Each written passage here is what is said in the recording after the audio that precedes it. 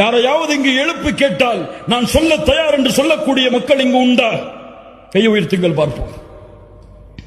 அல்லாஹ்வுடைய தூதருடைய மனைவிமார்களுடைய பெயரை சொல்லுவேன், அல்லாஹ்வுடைய தூதருடைய பிள்ளைகளுடைய பெயரை சொல்லுவேன், அல்லாஹ்வுடைய தூதருடைய இத்துணை பெண் பிள்ளைகள் இத்துணை ஆண் பிள்ளைகள் என்று பிரிப்பேன். சொல்ல முடியுமா? ஹிட்லரை பற்றி கேட்கவில்லை, முசோலினியை பற்றி கேட்கவில்லை, அலெக்சாண்டரை பற்றி கேட்கவில்லை.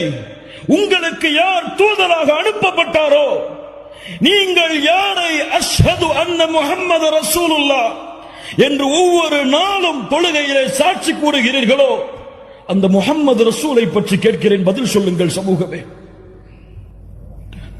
நீங்கள் முஹம்மது ரசூலுக்கு கொடுக்கக்கூடிய கண்ணியம் என்ன? நீங்கள் முஹம்மது ரசூலுக்கு கொடுக்கக்கூடிய மதிப்பென்ன? ஒரு காஃபிர், அல்லாஹ்வை மறுக்கக்கூடியவன் உங்களிடத்திலே வந்து அல்லாஹ்வுடைய தூதருடைய பிள்ளைகள் யார் யார் என்று சொல்லுங்கள் என்று கேட்டால் என்ன ஆகும்? என்ன ஆகும்?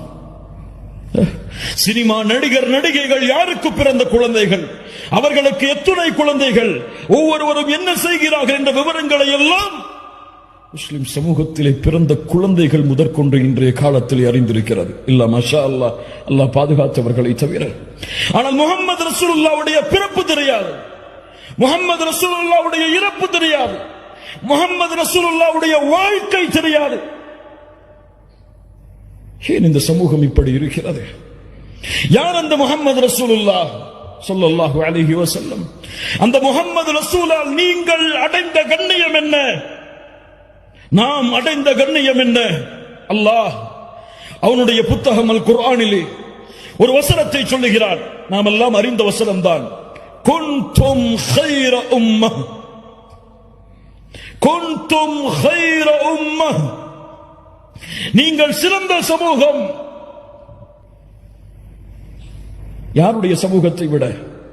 நபி நூஹுடைய சமூகத்தை விட, நபி மூசாவுடைய சமூகத்தை விட, நபி ஈசாவுடைய சமூகத்தை விட, இந்த உலகத்திலே அல்லாஹுவால் அனுப்பப்பட்ட அத்துணை சமூகங்களை விட